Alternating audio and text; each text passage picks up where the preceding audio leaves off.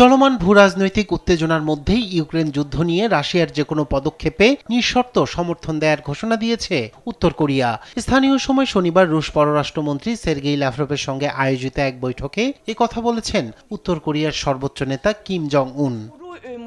গেল সপ্তাহে 3 দিনের সফরে উত্তর কোরিয়া যান রাশিয়ার শীর্ষ কূটনৈতিক সের্গেই ল্যাভরভ। সফরের সময় ওনসান শহরে উত্তর কোরিয়ার নেতা কিম জং উনের সঙ্গে তার বৈঠক হয়।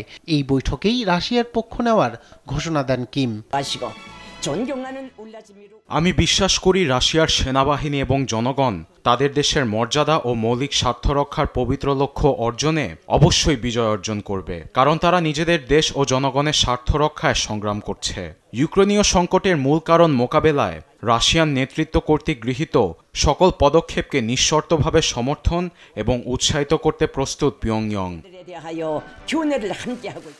দুই দেশের যৌথ উদ্যোগ বৈশ্বিক শান্তি ও নিরাপত্তায় গুরুত্বপূর্ণ ভূমিকা রাখবে বলেও জানান উত্তর কোরিয়ার সর্বোচ্চ এ নেতা। এছাড়া চলমান সফরে কিমকে রুশ পররাষ্ট্রমন্ত্রী লাভরভ জানান প্রেসিডেন্ট পুতিন খুব শীঘ্রই আবারও দেখা করতে চান।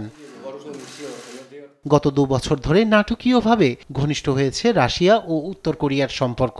ইতোমধ্যেই রাশিয়াকে 10,000-এর বেশি সেনা ও অস্ত্র সরবরাহ করেছে এবং ভবিষ্যতে আরও সামরিক সহায়তার প্রতিশ্রুতি দিয়েছে উত্তর কোরিয়া।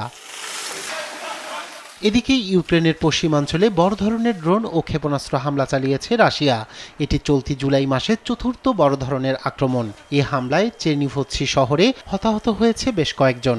আর দেশটির উত্তর পূর্বাঞ্চল থেকে পশ্চিমাঞ্চল পর্যন্ত বিস্তৃত এলাকায় বেসামরিক অবকাঠামোর ক্ষতি হয়েছে বলে জানান ইউক্রেনের প্রেসিডেন্ট ভলোদিমির জেলেনস্কি। রায়হান কবির শুভ্র, নিউজ ডেস্ক, দেশ টিভি।